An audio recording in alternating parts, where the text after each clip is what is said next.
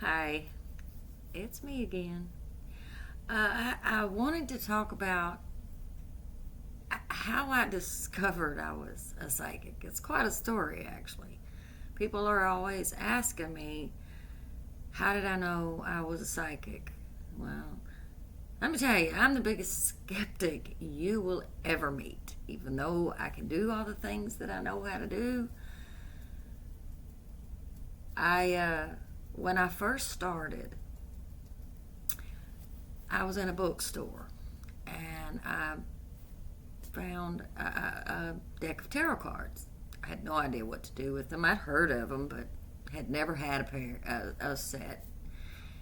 And so I bought it, not having any clue what to do with it or how it worked. And I took it home and I started studying the symbols and the meanings and all of that.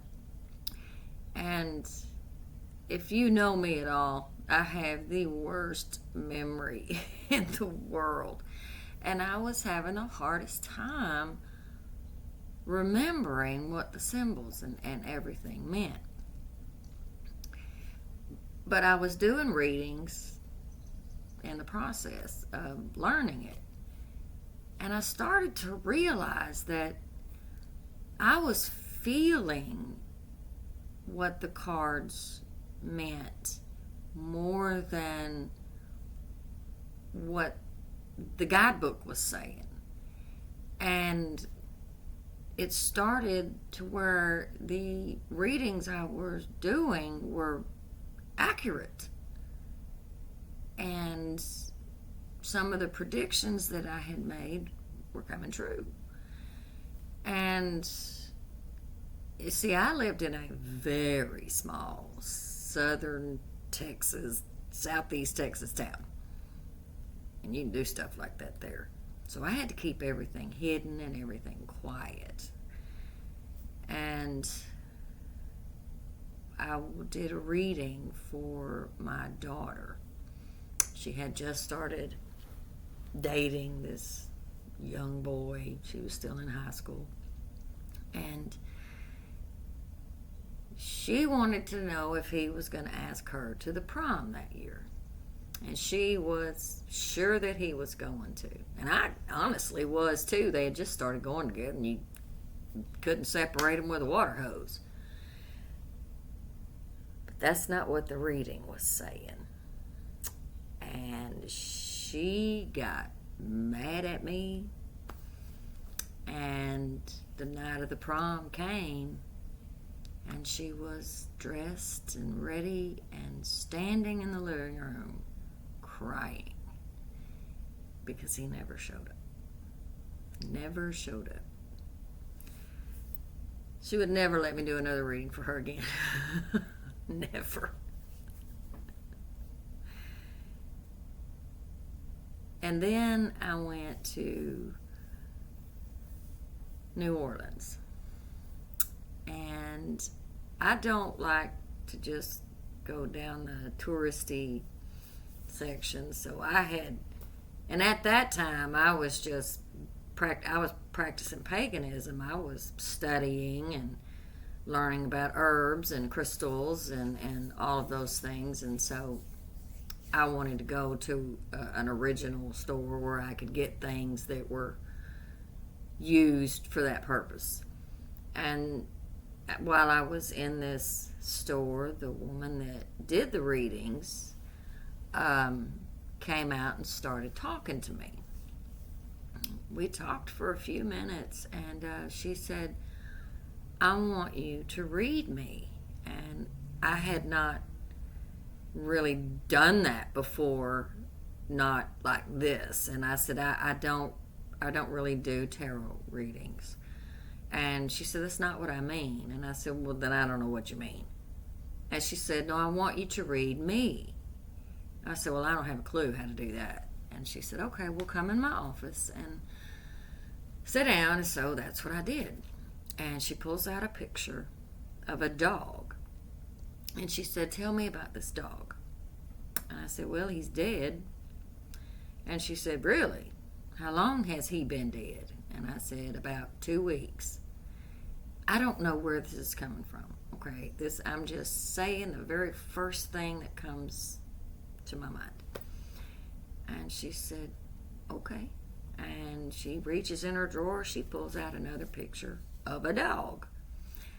And she said, now tell me about this dog. And I said, well, it's the same dog and it's still dead. So whose dog is this? I'm kind of starting to get irritated because I don't know where this is going. I don't know what she's trying to get from me, and I'm a very suspicious person, so I'm kind of going, okay. And she said, yes, that's my dog. I said, this is your dog? She said, yes. I felt about that big about that time because I was not very nice, I don't think. Anyway, she said, about 2 weeks ago, someone broke into my house and stole my dog. And I said, no, ma'am, they didn't steal your dog. And she said, yes, they did. I said, no, ma'am, they didn't. And she said, someone broke into my house. I said, yeah, someone did break into your house, but they didn't take your dog. He left when they opened the door because he was dying and he didn't want you to watch. And she said, really? I had just had him. He was fine. I said, no, he wasn't. And I said, he went off to die so you wouldn't have to watch. And I said, he was your service dog, wasn't he? And she said, yeah. I said, and this was a big dog. And I said, those kind of dogs are trained to kill. And if someone had come in your house to cause you harm, they would have had to kill him to get to you. And she sat back in the chair and she folded up the pictures, put them away, and she said, yep, you're the real deal. And I said, what deal? What are you talking about? She said, honey, you're psychic. I said, you're full of shit. And I got up and walked out. And I thought, there's no way. The next day, I went to another whole part of town, and the same thing happened to me. I wasn't even talking to this woman. She came from the very back of that store and walked right up to me, and I'm thinking, oh my God, here we go again. And she said, I want you to read me. I mean, just, that was the first thing out of her mouth. And I said, oh my God, not again. And she said, what are you talking about? I said, this happened to me yesterday.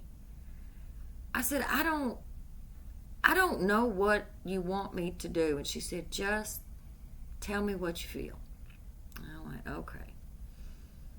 And I said, your husband is addicted to cocaine. And she said, yep. I went, okay, here we go. I said, and your son is becoming involved in it. And you need to get him away from that. And I said, and something else, if you don't get your husband help within the next 6 months, he is going to die from an overdose. I said, and your daughter can't stand her daddy because of the drugs and stays away from him always. And she just smiled real big and she said, yep, you're a psychic. And I said, no, I'm not. And she said, honey, yes, you are.